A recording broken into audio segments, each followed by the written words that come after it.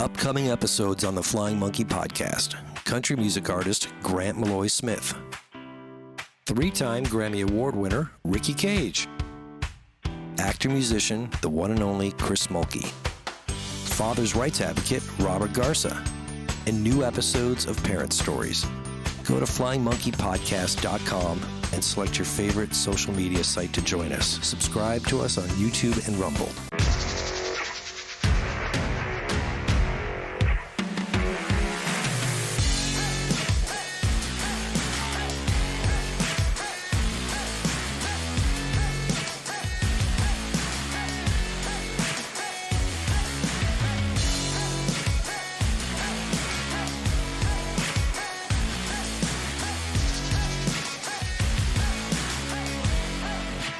You're watching the Flying Monkey Podcast.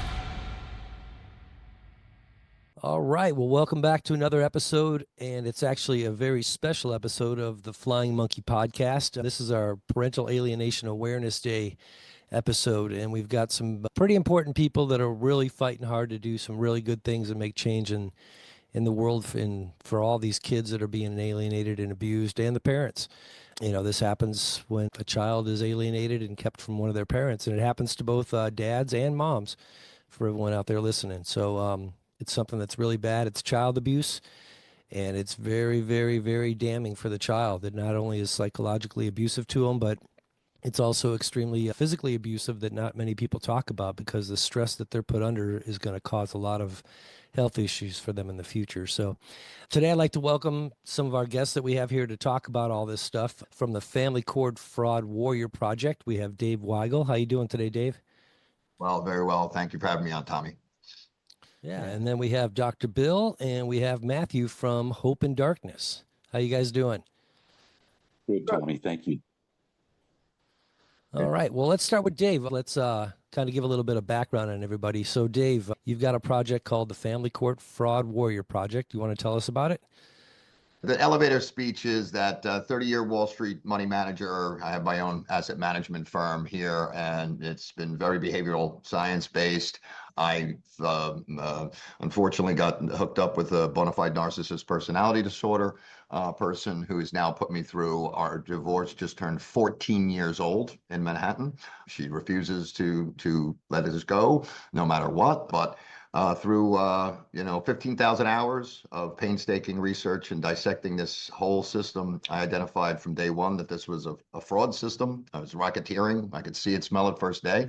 And that moment in time, that's when they came down and did all the silver bullet tactics and 5 arrests and 7 seizures and almost died and went to Rikers Island and the whole kit and caboodle. But somehow I'm still standing, and through getting lucky and getting connected with the card-carrying journalist, started on a series of intelligent transparency, as we like to call it, in outing these culprits, and doing it in a way that, I got over the hump and I got my kids back this way, and just noticing that working with some great therapists out there, that it is a very, very, very rare occurrence that you hear of anybody getting their kids back through force. Okay. And certainly the idea of utilizing the media is just a completely foreign concept to people, because it's not really an access to most people. But we've discussed this, and we'll discuss this more, that this thing has just become another thing. So I just couldn't take my ball and go home after I got my kids back. I mean, I literally felt like I was being let out of jail, and I was looking over my shoulder at all my brothers and sisters in agony and saying, like, how can I do that? You know what I mean? So I decided to open up a charity. Thankfully, we got about 25 volunteers and 4 staff people, and we're trying to bolt on all the types of resources to go after this super, super big and really put the blame where it is, and reunite families with parents, because it is the biggest story of our time period. I believe that this is America's secret Auschwitz.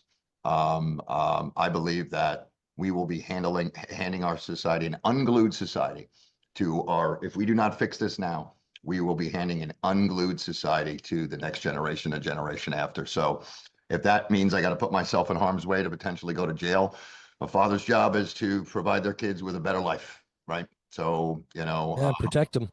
So this is what I'm trying to do. Yeah. Well, good for you. So for those watching, the Family Court Fraud Warrior Project, join it, follow it, get over there and tell your story. And now we also have some special guests, Dr. Bill. Let's start with you, Dr. Bill. You're with Hope and Darkness. Why don't you tell us a little bit about what you guys do? Well, Hope and Darkness started about roughly 10 years ago. Um, and it is a solution provider. We looked at this problem, which is known as parental alienation, and I spent most of a year looking at it through a research lens, which happens to be my background in experimental psychology. So I got a pretty good idea of what was going on. And I think the thing that among other things that astonished me was how the family courts throughout the world behave almost identically. Um, and they were focused obviously on the wrong thing. When it comes to parental alienation, it's a behavioral problem, not a legal problem. And most people don't get it. The other problem I saw was that for the last 50 years, the main people who have been informing the family courts were the mental health community. Well, it didn't take me long to figure out that this was the wrong group to be informing. They just simply they don't have a good explanation, and they certainly don't have a solution. So the courts have been rudderless as a consequence because the attorneys they don't have any understanding whatsoever. They're clueless about behavior. So it's a system that basically you have to kind of wonder what its agenda is if it can't help families. So and I also would have to say that I've come to the conclusion that I think the court is the worst place to take a family. I mean, it is not a place where you go to solve problems. It's an adversarial place where you take arguments and um, and there's accusations and allegations and that sort of thing which goes on in the family courts, and it's simply not the right forum to focus on the real problem, which is the child. Yeah. And then our other guest here is Matthew. How are you doing today, Matthew? Good, Tommy. How are you? Good. Why don't you tell us a little bit about what you do and your background and all that? Right. I am the Renfield to Dr. Bill. I sharpen his pencils and make sure he didn't make some spelling errors. Um, I need a you. I need a you in my life. Well, I'll just give you the brief background. I spent the majority of my career, just over 35 years, in and out of the legal industry, working with the AmLaw 100 in an executive non-attorney bar member role within that realm. That gave me a pretty unique perspective on firms and how they operate in this system of justice that we have in this country. Also, I, in my own life, going back 1994, was faced with circumstances that at that time the Gardnerians were in control of the mental health narrative, and they described my case as a case of parental alienation, which lasted nearly 15 years in and out of the court. Along that trajectory, I got to meet some giants in the parents' rights movements, namely Donald Ten from Fathers for Justice. I know they're not as, I hate to use the word relevant now, but those guys all got old. And I've spoken at the state capitol here in California on the subject of the misuse of restraining orders in family law conflicts. And I was personal friends with Mark Antelucci, who is, as many of you may or may not know, was a father's rights activist for many years out here in California. He was an attorney, and he was murdered in 2020. Wow. So I've been around this for quite a while. Having said that, though, when Bill and I met, I knew that there was something special. He had the answer that no one else had. And I spent, God, Bill, how much time have we spent on the phone with one another, just kind of digging into this and hypothecating over things? It almost becomes a religion in a way. But Yeah. Yeah. I realized, very quickly that what Bill has constructed, at least from Hope and Darkness perspective, is the silver bullet to the silver bullet and many other egregious abuses that come out of the family court system. We're gender agnostic, but it's hard to ignore the elephant in the room. When 80 some odd percent of men are denied custody of their children, chances are you're dealing with a man at the other end. Ironically, though, we're about 50-50 within our organization. We've got just as many moms abused as fathers, and we treat everyone the same. We give them the narrative and the solution to the problem and hold their hands and coach them through the process. So that's a little bit about me and what my role is. Well, that's great. It sounds like everybody here's got a lot of experience. And for those of you who watch my show, I never really much talk about me and my situation, but I'm also an alienated father. It chokes me up a lot to get into it, so I try not to talk about it too much. And I'm I want the show to just bring awareness to the world and for people to realize that there's a serious problem going on out there. And it needs to stop. It needs to change. And these guys we have here together today are some of the guys that are just seriously straight to the point, call it like it is, no shenanigans, and want to get it done. And there's a lot more out there too. And I'd like to make a call for unity, for more people to come together and actually work together, and let's get this thing finished, because David mentioned earlier, it's like it's the American Auschwitz, and I've never heard anyone put it that way, but Dave's like me. He just, he calls shit like it is. And, there's no screw around, call it what it is. And it's affecting, and the chaos you had mentioned earlier, Dave, too. It's happening. I mean, it's already happening. This has been going on for a long time, and it's slowly progressing. And they used to have the latchkey kids, because everyone's working and the parents were divorced, and, soccer moms and single moms, it was the coolest thing in the world, and dads are no good.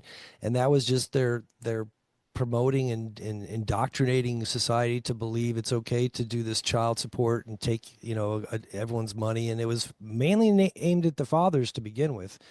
And I'm starting to see a trend myself, at least in my opinion, that it's grown so much now that they're going after the non-abusive, most caring, most fit and loving parent, and they're taking them out of the child's life and keeping the child with the abusive situation. And it's just going across the board now, because they started with a certain demographic, and then they moved it into all fathers, and now they're moving it into moms too now. So it's just it seems like it's planned, and they know exactly what they're doing, and it's sickening, it's sad, and it's horrible. There's one common denominator, and I've studied this extremely deeply, and we're seeing people fly into our group from all different countries. I mean, England, Canada, all over, Australia. And you could sit there and say, how is this going on, right? They didn't circulate a memo globally, right? How did this all develop, okay, the way that it has? And really, what I'm trying to, point on is, it really is about the money. Okay, my group is really focused on following the money, all right, and following the psychology of the money, and that's the heart of the hedge funds that I run. It's regulatory or arbitrage based, and it's understanding how people really act, okay, with their motivation structure, right, with their compensation structure, and even taking apart, and the lawyers have figured it out. Okay, always put the child with the wrong parent. Why? Okay, the wrong parent is the abuser, whether it's the father or the mother, right? This is likely a narcissist, and this is someone that is going to get off on the power that they just got. They're going to continue to pay for that. You are tickling them. You are a good salesperson. You're giving them what they will spend money on. The good parent is going to do anything to save their child, to save the situation. You've now sparked I will spend my life savings to fix this. And that's what they've developed. They've got a business model, and it's transitioned to conservatorships. They're just outright killing old people, all right, and looting them, all right? I mean, we all know CPS, the cash for kids, but it's spilling out. I've noticed that, this, you want to go one level deeper. It really is that a system has developed in this country that the lawyers are lawyers, the judges are lawyers, the bar association's lawyers, the Justice Department's lawyers, okay? FBI is lawyers, half of the politicians are lawyers. And over the years, it's now formed a situation where there is no regulator. Warren Buffett talks about a town without a police force, right? He has 300,000, employees in all of his companies. And when a bout of fraud pops up, he always says, could you imagine a town with 300,000 people and we would have no need for a police force? It's just against human, nature and society, of course. But that is exactly what has occurred. And the one major thing that I'm trying to get across to people right now is that they are not involved in a legal process. This is just a scam, and it's all predicated on making people believe that they're in a legal process. It's theater. It's outright theater, and I think that is. I was very, very surprised as well to see just how many women, okay, are in our group, okay, and have been abused, have been, because you could sit there and say, all right, still. More men are the breadwinners than the moms. Okay, more moms will stay home with the children, right? So if there's a money dynamic, it would lead towards, okay, he's got to pay for his attorney and her attorney. But you look at the numbers and you see they've figured out, no, we could take just as much money by abusing the women. I know so many women that have been accused of they put in an abuse complaint, a legitimate abuse complaint against the husband, and they wind up getting a abuse judgment against them and have the kids taken against them. It's how homogenous these stories are is outrageous, and that's what we're trying to do in our group is tie 1,000 of these stories together. Get the information directly from the victims themselves, because as you know, it's all, we can't have transparency in the family courts. There's information about kids, like redacting software hasn't been out there for 30 years. How easy is that? Okay, just erase everything I do with the kid. But this is a very practiced system. I heard somebody else say this, that they've been doing this for 60 years. Practicing this business model for 60 years. Think of how good you would be at anything, all right? Think of all the doors and all the avenues. That's why I kind of laugh when some people come to me and be like, no, my RICO is going to be the one that makes it. Really? We've seen 20,000 fail in a row. Yours is Mr. 20,001. Your words are just so beautifully put together that it's going to change the dynamic. But I understand, because I was one of those guys for 10 years. I was desperately believing that justice is going to show up. No, righteousness is going to show up.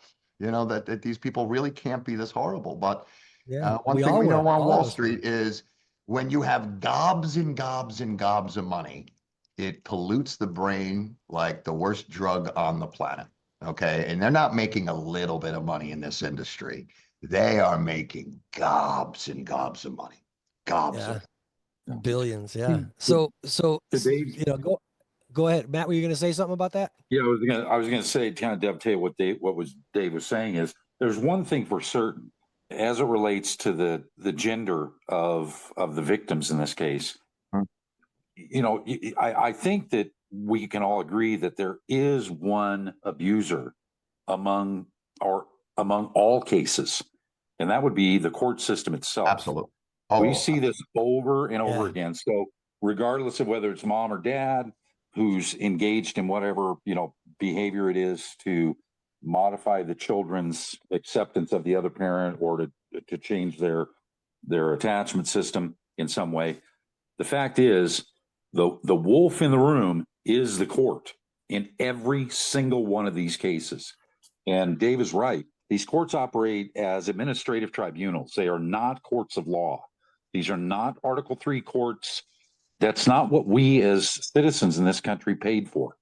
We pay for Article III law-based jurisdictions, and that's not what we're getting in these family courts.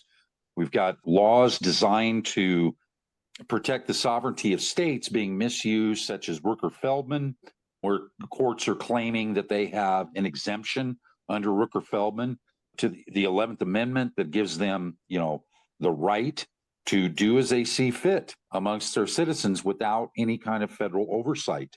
And it's just, like Dave said, this is a scam. This is a scam on an epic scale. This eclipses the COVID-19 nonsense by a wide margin. And I think that the latest numbers, Dave, are $128 billion industry for family courts. That's Wow. significant. And then Bill and I uncovered recently, we had a talk with a radio host, and they uncovered the total spend for, and then this is mental health, these are the flying monkeys of the industry, right? The mental health industry, what was it, Bill? $330 billion being spent in that industry alone. Mm-hmm. So we're at $500 billion being extracted on the backs of children and parents in this country. That alone should be enough for people to pick up and head off to these capitals. It is an absolute disgrace that our system has abused its sovereign citizens, the people that live here, to such a degree. I can get off my soapbox now, but this kind of stuff, Tommy, just really gets me going. Yeah, no. And then you think about the money the lawyers are. I'm going to get to that in a minute. But the other thing I want to touch base real quickly on was that David mentioned that his family court fraud warrior project's getting people from all around the world. I think that happens with you guys too, Dr. Bill. You've been dealing with people and trying to help parents save their kids and all around the world. What, you want to elaborate on that a little bit? Sure. We encounter parents in Australia, New Zealand, South Africa. We have a parent in Argentina, Canada, done a lot of work in the UK. The Irish courts were so impressed with the learning theory approach that we used with a parent that word got out. And we got a letter from the courts in Ireland. Of course, as you know, they don't have family courts in Ireland. One court hears everything. But and they were interested in us sending them a proposal on how to convert their system to a totally learning theory system, non-adversarial advocacy, and completely in line with basically the way this parent was trained to go in and demonstrate how learning theory works in court. And of course, she got her kid back at the same time. So it was a huge success. Of course, you know how the wheels of government turn. It's the bureaucracy in Ireland is still reviewing the document, and we haven't gotten an answer yet. But it is interesting that someone reached out to us. We've also were the only ones who were asked to give testimony on this subject to the European Court of Human Rights, which I did, I think, several years ago. So even though we're very quiet, kind of under the radar, a lot of people don't know much about us. We're not celebrities. I don't want to be a celebrity. I just want to do a good job and rescue kids. But we've had our system is something that's drawn a lot of attention globally. So yes, we have vast international experience. Yeah. I'd love to find out more about the solution that you've proposed, because I see us both coming at this from both appropriate sides, right? There is the parental alienation side, which is a family dynamic. My ex would have tried to alienate me with or without the family courts, but she knew the family courts would feed her narcissism and her power hunger, and it would have never been what it was, okay, turned into 5 years of alienation and spurred all of this, unless the family courts were basically taking a horrible situation and throwing rocket fuel on it. But it sounds like, Dr. Bill, you're obviously coming from your background, which I respect tremendously. I think it's a tremendously huge part of this. I think this is mostly a mental health problem and issue, okay, besides governance and greed and fraud. But they do seem like two distinct things. You have the parental alienation side, the behavioral side, and then you have the financial fraud side, and together it is a nuclear bomb of epic proportion. But I would love to learn more about, you'd mentioned a couple of times that you have the solution. I'd say, the family courts have to be just completely shut down, no modification whatsoever, completely just disabled completely. Forced mediation, okay? But I'm not a policy person. My belief is that no matter who provides any kind of solution here, someone is going to have to be the poster child to step in front of this $150 billion industry and take it away. It's not going to be a politician. It's not going to be a lawyer. It's got to be someone from the outside, and it's got to be someone willing to take a few bullets. And when that happens first, and then the rule of law is now, okay, we've elevated the good guys in that world, and a lot of them are reaching out to me. Okay, people saying, I can't tell you who my name is, okay, but there's a bunch of us in here that see it. We're sick of it. We can't stick our head out right now, but at the right time, when there's 100 of us, we will be behind you, okay? And you could feel it. You could feel it emerging. But what's going to be that viral moment? What's going to be that, okay, where's this catalyst to change coming from? I mean, we've got a plan to get it right in front of Michael Horowitz. He's the Inspector General. We have a regulatory infrastructure, right? They're not in there. There's hundreds of judicial complaints, and you got to read mine. Mine just says, yeah, we're not a regulatory body. Okay, they outright say we're not a regulator. We have no ability to investigate, and basically, judges have that level of judicial discretion. They're just allowed to do it. So there is no regulation. Nobody wants these higher court judges don't want to get their hands dirty. Nobody wants to sit around and listen to the mudslinging and the controversy that occurs in a family dynamic. Yet, with that comes a responsibility. If you're gonna outsource your responsibility in an area that you've chosen as your career path, i.e., law, then you better make sure that those who you've turned the keys to the kingdom over to are acting responsibly, and they're not. This is, we've uncovered, just in our dealings with parents, the financial fraud of it all. I did want to touch on one aspect here and then kind of let Bill kind of explain it. We believe that mental health is part of the problem, and it's a very large, very big part of the problem. What we need to do is we need to be looking back to atavistically to the human experience, right? You talked about earlier about the Warren Buffett comment. We didn't have police forces 110 years ago. We may have had some officers who walked through the streets of New York and got invited in for pastries in the morning and a cup of coffee to just make sure that things were okay in the community. But the level that we're at in our society right now indicates very clearly that we are a very, very sick society. We're on our deathbed right now. So Bill has the explanation for this, and all of psychology is not mental health. Mental health was given rise in the Sigmund Freud era to give answers to vexing problems with women who were experiencing dissatisfaction in their lives in and around the Eastern Seaboard. Things are as they always have been, and this concept of mental health or mental illness is a major factor, because the entire industry is a patsy to the legal industry. Some of the highest paid people in this country are mental health practitioners who are affiliated with the family court system. Why is that? Yeah. Oh, yeah. Very, very logically. Why is that? That's where the money is. Why do you rob banks? That's where the money's at. Yeah. So Bill can kind of explain what our take is on this whole problem and where it really is, centered from an evolutionary perspective.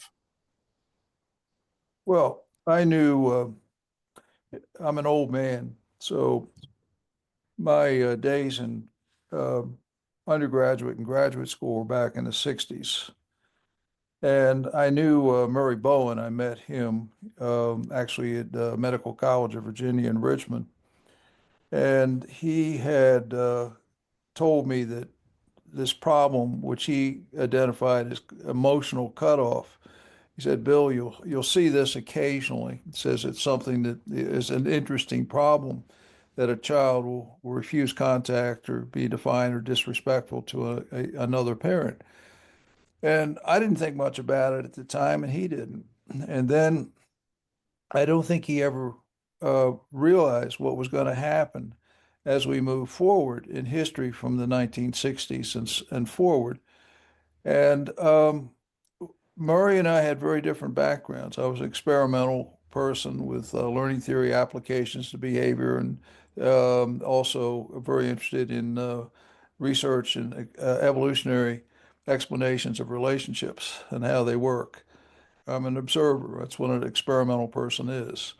So I was very interested in what was happening to the family in the 50s, 60s, and then 70s. And of course, I saw all this.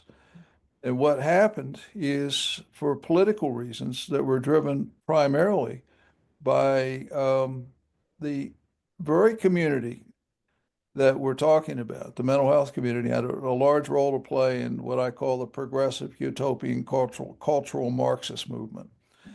They were trying to create a world of tolerance for things such as sexual perversity and gender ideology and transgenderism and wars and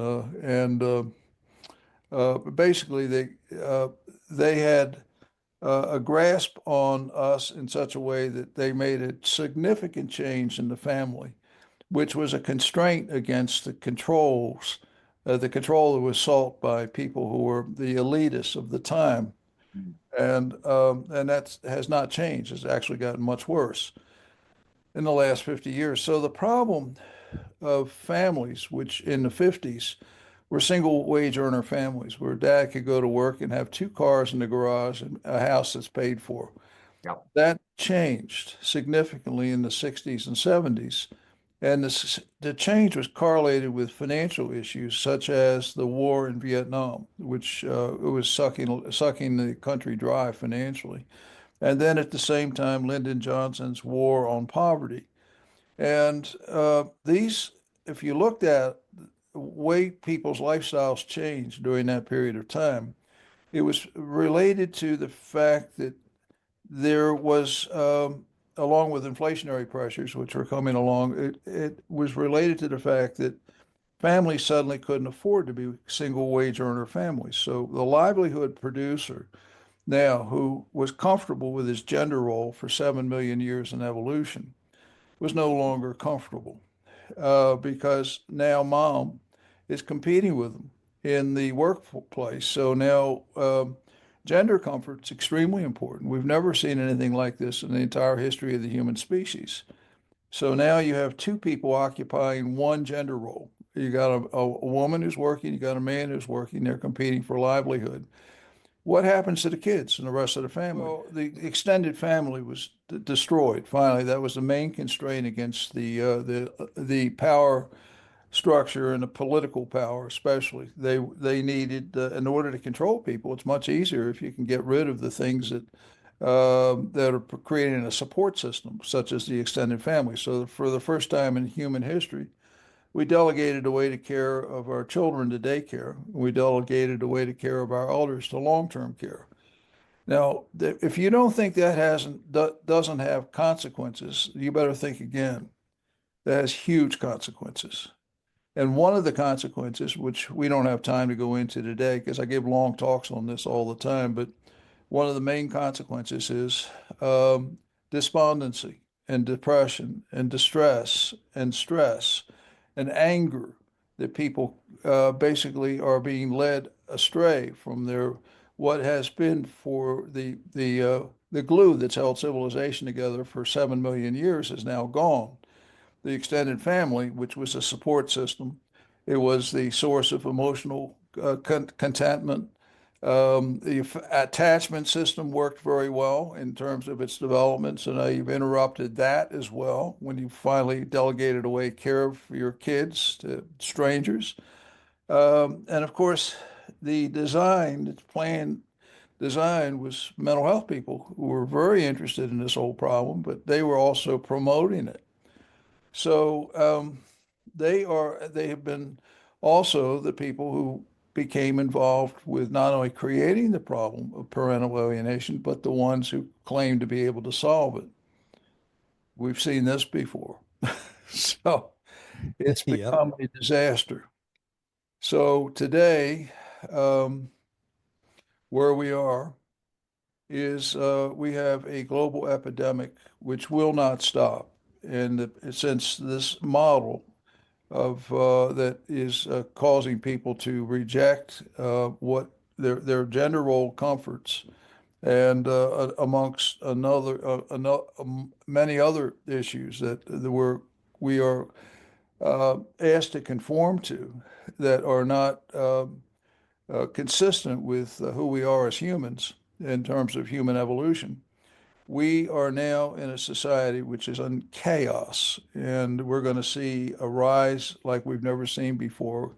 From what I estimate, roughly 40% of the global population are potential child abusers to now something that's going to be much higher number, because it's the adaptation strategy that people use to deal with these discomforts that leads them to one pathway or another, either down the pathway of empathy or the pathway of of expressing their anger and sharing that anger with other people, which I is was. what you're seeing with parental alienation. Yeah. So we got them. Now what are we going to do?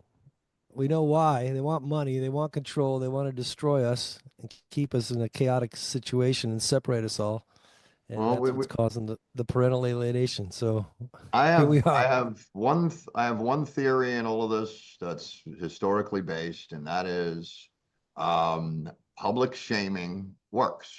Okay, when the entire society gets together, I think that the people underestimate, okay, they cannot get their head around just how permanent the internet is. The internet, okay, especially if it's fortified by a published article, okay, this is permanent public record, right? This stuff's going to be there in 100, 200 years. Instead of having a town hall be some brick and mortar place, okay, with a bunch of files in a basement that nobody sees, the fact that somebody can just immediately pull this out and go and punch in somebody's information and say, who is this person? And there's actually a verification system that is an actual public record that has been validated. Okay, and this is where our blockchain thesis comes in there too. Why has Bitcoin become this mind-bending, technology that's going to change the world to the people that really understand it? It is because it is a truth verification system. Everybody knows technology as a way to lie. Okay, you could go on Facebook and a fake name, and you could be a much tougher person than you would ever have the guts to do. You'd never walk up to somebody and say these things to their face because of the human element of fear and whatnot. But now you've got 4 or 5% of the society that's narcissists being amplified to 30, 40% of the narrative. All right, but the other side of technology is everything that we do is now transparent. All right, 95% of my divorce happened over text message and email, right? This stuff can be analyzed. This data can be analyzed. And just how blockchain works is I'm selling you 1,000 of Bitcoin, right? And we're saying this happened right here and now at 5:51. I'm in New York. But if the Geico app on my phone shows that I'm doing 75 miles an hour on the parkway, because that system is just geared to let them know whether I'm a safe driver or not. But oh and behold, there's now what do you do in science? You have a theory and you go out into the world and disprove it, right? So take that down to the technology point. This is what we're doing with this Facebook group, is using it as a public ledger. So we're stuck at the point of verifying all these victims because people want to come in and fight, and they want to change our plan, and they don't want to listen. They can't wrap their head around it, and all of this stuff. But once we actually get through our steps, through our red flag systems to actually get this, use the polling feature right out in front of them, right? So they can't say that this is not happening. They can't pretend we don't exist. And now we're asking questions like, what percentage of people out there have been arrested, okay, through the divorce process that never had a run-in, never had a police record before in their life? I know this number is coming back 60, 70, 80%. What do we know from criminal justice science over the years, right? All age groups, all cultures, all time periods, 4 to 8%. So right then and there, one question: We've proven that there is a disconnect that is either Right. fraudulently based or what? They've got to prove that having a divorce causes you to be a criminal. Now, do people become criminals at 47 years old? At 50 years old? No, we know that too. Okay. It never happens without a track record of lifetime. And this is why I want to invite the mental health, the psychologists, the psychiatrists, the brain coaches out there that have enough science now. There's enough data. Okay. We're not going to, I don't want to accept, the lawyers like to say this is soft science. It is not soft science. First of all, everybody on Wall Street that makes money understands you're making money on behavioral science. Markets are nothing more than a collection of opinions. Everybody that's Right. looking at ratios doesn't make money. Okay, listen to what Warren Buffett says, Charlie Munger says. They're talking about behavioral sciences completely. It's not a soft science, and we need to bring the DSM into this. We need to expose these judges and lawyers as non-professionals in this area. They're not. They cannot render decisions. I mean, it'd be like me rendering a decision about how to fix my muffler. Okay, I don't care how smart I am in finance. I don't know anything about auto mechanics, right? And that's what these people are doing. So I know I'm going in different directions. Meanwhile, I mean, we agree with you, Dave, and we believe that, behavioral science is the only true science. This mystery ether of, this mystical things happening in the brain. And evolutionary, right? And evolutionary science. Right. How many arrows are pointing back to evolutionary in every subsect of science? Right. Right. To your point about the data, what we're seeing now is, if you look at the state of Texas as an example, the state of Texas legislative body is now being hawked by the judicial branch to suppress case data, and they marginalize it or minimize it by saying, we don't have the feet on the street. You can't really tell. That judge, that poor judge who had to sit through all of that mudslinging, has a better understanding of what's before him than anyone else, and he deserves the right to have this information suppressed now, because it protects the identity of little children, etc. And all of that is just utter, pardon my French, bullshit. This is classic protectionism of their system. They know.